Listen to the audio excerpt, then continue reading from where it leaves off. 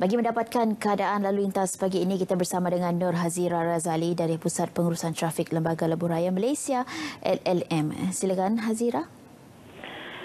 Assalamualaikum dan selamat pagi.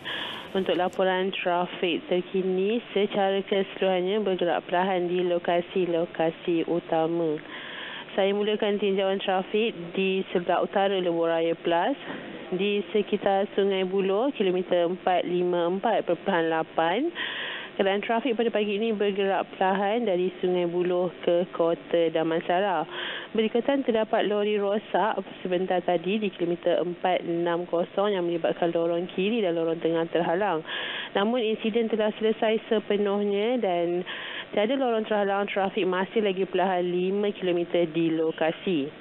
Di sebelah utara Lebuh Raya Plus juga dilaporkan perlahan dari Permatang Pauh ke Perai.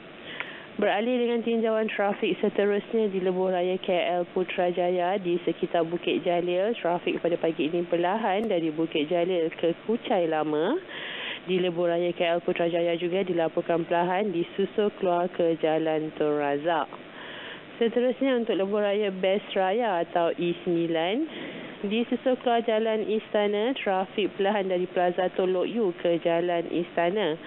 Di lokasi-lokasi lain di Lebuh Raya Best Raya dilaporkan perlahan dari Serdang Lama ke KTM Serdang, dari Balakong ke Sri Kembangan serta dari Salak Selatan ke Pusat Bandar. Seterusnya tinjauan trafik di Lebuh Raya Kesas atau E5. Di sekitar kilometer 30.8, trafik pada pagi ini perlahan dari Bukit Rimau terus ke Haikom. Di Lebuh Raya Kesas juga dilaporkan perlahan dari Sivil ke Persimpangan Kewajipan.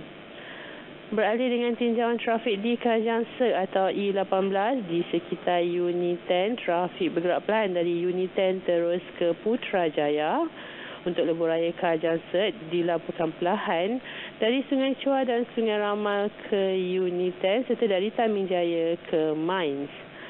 Dan akhir sekali tinjauan trafik di sebelah selatan Lebuh Raya Plus di sekitar Sungai Besi, kilometer 310.8. Trafik bergerak perlahan selepas Plaza Tok Sungai Besi ke arah Pusat Bandar. Namun di lokasi-lokasi lain di Lebuh Raya Plus dilaporkan perlahan dari Setia Alam ke Shah Alam serta selepas Plaza Tok Damansara ke Lebuh Raya Sprint. Bagi yang ingin mendapatkan maklumat lanjut berkenaan status trafik, anda boleh terus hubungi hotline LLM di 1800-887752 atau ikuti Twitter kami di LLM Info Trafik. Anda juga boleh muat turun aplikasi LLM Info Trafik melalui App Store atau Google Play Store untuk info trafik terkini Lebuh Raya betul di seluruh negara. Setakat itu sahaja laporan trafik dari saya, Hazira Razali di Lembaga Lebuh Raya Malaysia, dan kembali ke Angkasa Puri.